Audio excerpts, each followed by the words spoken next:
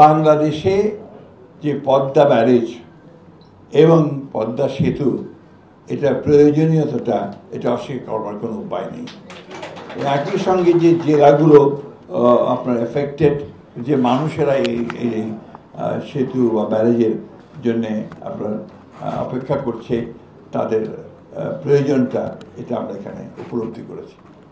একই সঙ্গে এর যে আপনার ক্লাইমেটিক যে কন্ডিশনস সেটা কি দাঁড়াবে, এতগুলো মানুষ প্রায় 8 কোটি 9 কোটি মানুষের জীবন জীবিকা তার কি অবস্থা দাঁড়াবে, সব কিছু মিলিয়ে এই পদ্মা ব্যারেজ এবং পদ্মা সেতু এর যে প্রয়োজন এটা আমরা উপলব্ধি করেছি।